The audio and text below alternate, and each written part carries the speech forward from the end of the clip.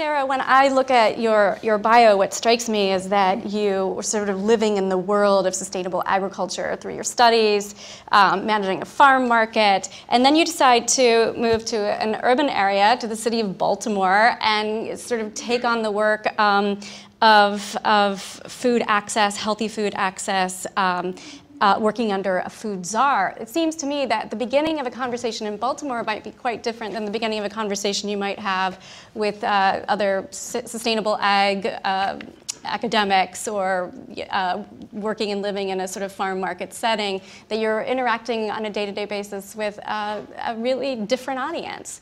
Tell us how you get conversations about food started in your current work. Sure. So ultimately, all the audiences are the same. They're all eaters. They're all people who care about food. So we can, take the different things that each audience kind of cares about a little bit more than maybe some other aspects, and weave those together into a story that matters to everybody. And so I'm not an author or a journalist, but I work mostly on policy issues. But we try to, through policy, make sure that we are considering our story as we're putting those policies together. And then also make sure that we're telling the story as, we're pitching the policy to different people. And then as policies and programs are being rolled out, that they aren't just trying to get the most people, participating or get the most acres under cultivation, that there is the story element and that there are these heroes into it. So I think one good example that we have that we just rolled out is a CSA for city employees in Baltimore. And we kind of have developed this strategy of doing research, partnering, and then kind of getting some buy-in from big higher ups to get our story out there to as many people as possible. So for the CSA, we knew we wanted to have a CSA where farmers would deliver directly to city employees. We decided to do lots of research, see who was working on programs like that. Looked at models all over the country on corporate CSAs, delivery services, anything that we could get some best practices and lessons learned from. And so we looked at the what and the how and the who, but especially the why. We wanted to know other people's stories and know why they were doing these programs to see if we were missing anything. So we had started out, we knew this would be a program under the mayor's Homegrown Baltimore umbrella about growing local and buying local and eating local.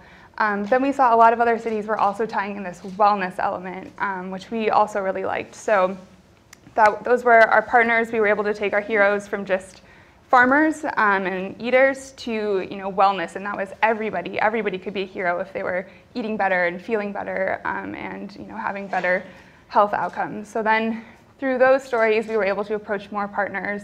We were able to partner with the labor commissioner for the city, who we never expected would be one of our biggest allies. We were able to get a labor union through the city to include CSAs as a reimbursable expense for their wellness incentive, which, like if you go to the gym and buy a gym membership, or if you get a new pair of glasses, they'll reimburse you up to a certain amount.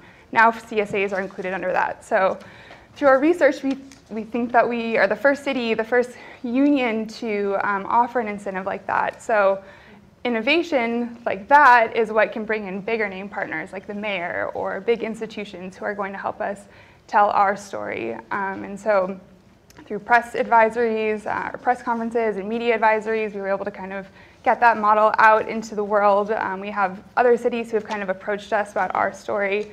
And now the mayor can take that as a model to the United States Conference of Mayors and tell her story to all of the other mayors and other cities, and hope that they'll continue to tell our story as they develop similar models. So we think that everybody is the same audience. We just have to figure out how to get each person to buy in and what really matters to them.